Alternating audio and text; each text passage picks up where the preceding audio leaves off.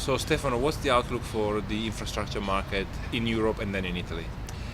It's an interesting question. It's also rather complex, and perhaps the best way to respond is to analyze our own experience as HSBC this year, in particular in Italy. And we've been advising on 5 transactions where we were sell-side advisors for a large Italian company which has been sold. And about 3 of those transactions have occurred in sectors outside infrastructure. I'm referring to the work we've done for UniCredit and Intesa selling SIA for $1 billion, the work we've done to sell Pirelli steel cord, and also advising on the disposal of Nuance. So, these 3 have been financial services, retail, and industrial sector. And then I look at what we are doing on the infrastructure front, and we are advising on the sale of the largest Italian airport network. We are advising on the sale of a very large piece of passive infrastructure in the telco space, and we are also financed the disposal of GDP rating. Now, what I think one could say safely is the fact that the level of interest from international buyers in the infrastructure space is very strong, and is probably stronger than in other sectors. And I think this is really a feature and the consequence of the fact that the regulatory environment in Italy in the infrastructure space, by far and large, is actually both stable and transparent. Now, there are exceptions, it's not perfect, but I think by far and large investors have trust that when they buy an infrastructure asset in Italy, the regulatory environment is reasonably well defined, and therefore we see a lot of liquidity, a lot of pockets of liquidity chasing opportunities in Italy, being infrastructure funds, pension funds from the US, Canada, Australia. We see sovereign wealth funds, we see insurance companies looking for long-term yield, and we also see it, which is quite interesting, is a new feature, we see industrial buyers looking for infrastructure opportunities, particularly industrial buyers coming from China and Asia. And I think it's very significant that on GDP rate you've seen State Grid of China coming in. We think it's a first of a kind of this kind of investment inflows coming from China in the infrastructure space in Italy. What's the biggest challenge for an advisor on the Italian market when they have to deal with such a diverse or diversified range of potential buyers? You mentioned the Canadian, you mentioned the Australian, but also the Chinese. Well, I think it's perhaps for us is a slight advantage being a very large international bank, but you need to have connectivity with all of these people, and it's not very effective if the first time you meet a potential buyer is when you have actually an asset to sell. What typically works best is to get an advisor who already knows these potential buyers, who already understands their investment criteria, their preferences, their appetite for the various subsectors.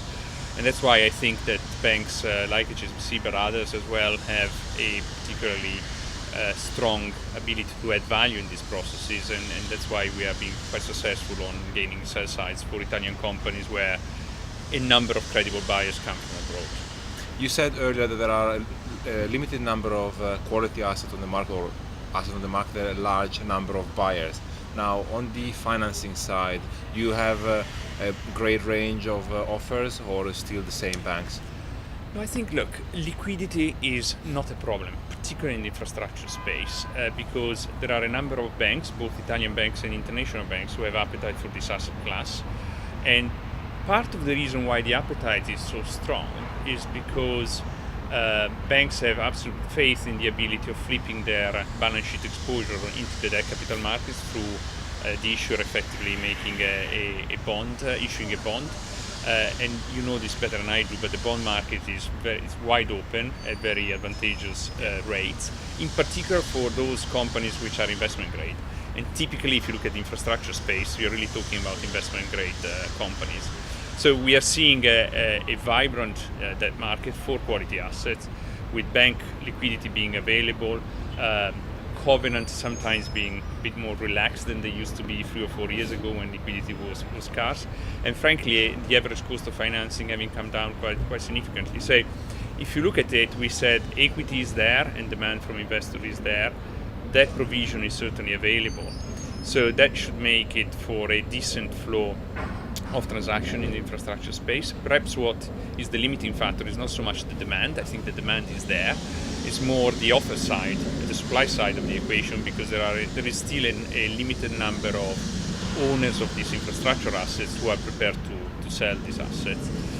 Hopefully, as the demand is so strong, prices will continue to rise, and therefore at some stage that would induce more of the current owner to put perhaps their assets on the market. So I think we are cautiously positive that, in particular in the infrastructure space, the number, level and quality of transactions over the next 2 or 3 years will continue to improve.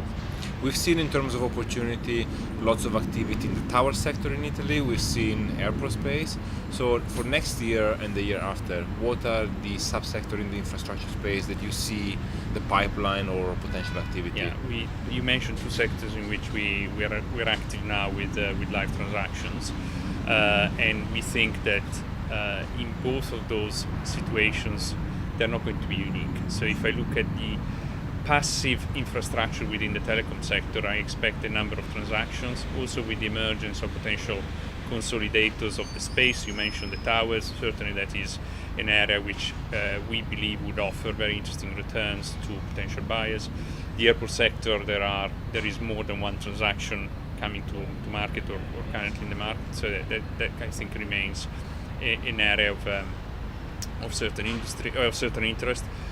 For a very different reason, we think the renewable may still see some action, although some of that may be more structuring-led than necessarily the kind of standard M&A, given the recent change in regulation and the fact that the amount of debt in some of those structures is quite burdensome right now.